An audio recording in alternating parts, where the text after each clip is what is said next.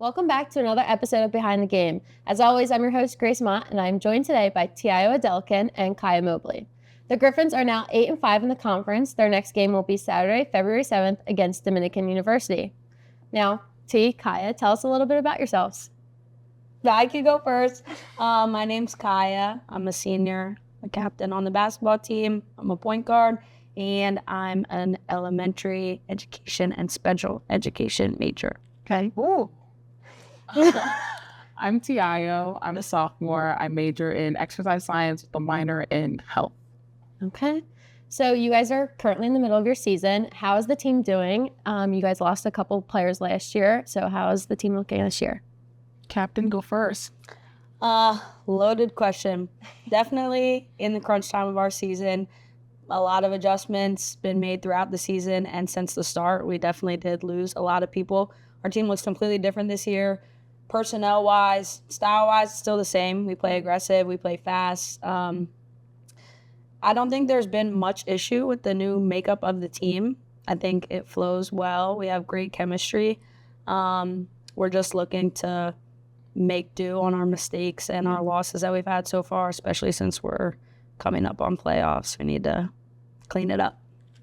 Yeah, I agree with everything Kaya said, and I feel like because we're like a completely new team this year, like Coach Fox really took a lot of time for us to get team bonding, the team chemistry, the vibes early. So we all get along, we eat lunch or dinner together every day. We just chat, laugh at everything together. So, I was going to ask that too. With chemistry, you guys are one of the only teams that spends Christmas break here, other than the men's basketball team.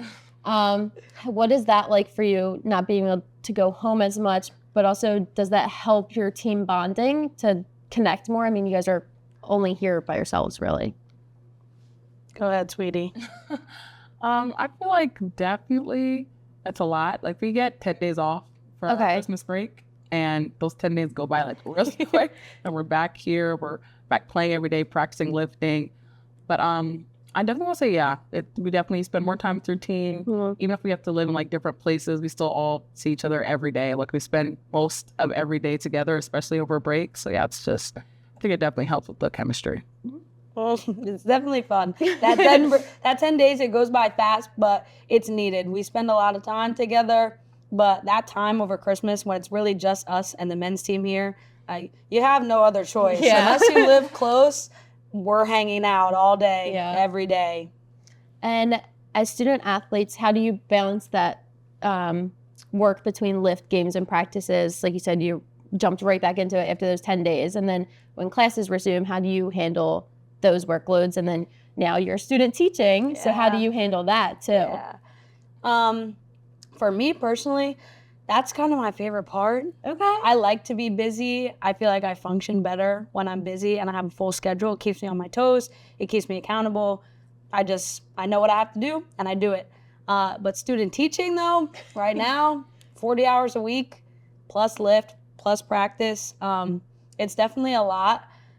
I think I'm managing it well. I'm just grateful for my team and for our coaches being understanding of my change in my schedule, the change in my availability.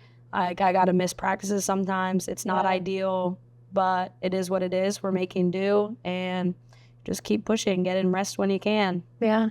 Yeah. I definitely agree with Kyle on the to be busy part. Just going from break and having to sit around. Well, we used to have early practices. So wake up, kind of early practice, and then you have the rest of your day to just do anything. I don't really like that.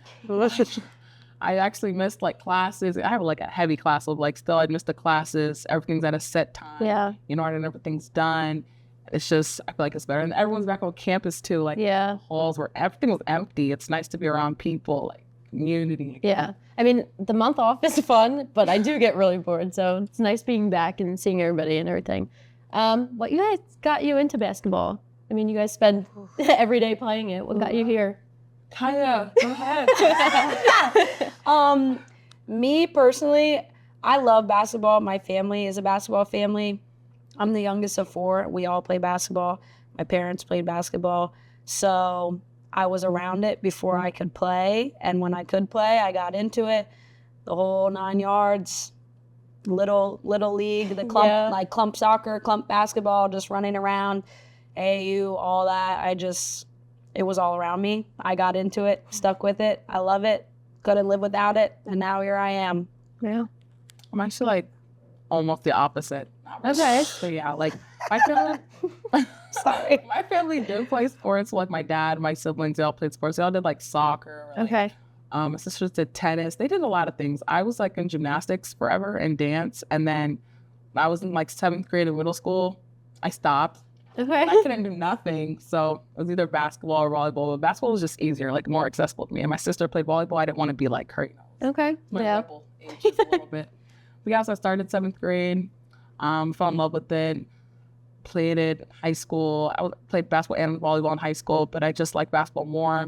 Then came here. You know, it's just always like the team. Like I've always lived. I was like gymnastics was individual, and I always liked team sports. I always like being around people. Like it was more family oriented. I like that. Yeah. Well, thank you guys. Before we go, here's a quick update on the rest of the Griffins and their season. The men's basketball team is 5-8 in the conference right now. Their next game will be against Dominican University on Saturday, February 7th. The women's bowling team is 3-7 in the conference. Their next set of matches is this weekend, Friday the 6th and Saturday the 7th. Thank you for joining me today, and what a great way to spend National Women in Sports Day talking to these two fantastic ladies. I hope you guys join me next week when I interview men's basketball players Malcolm Day and Travis Reed.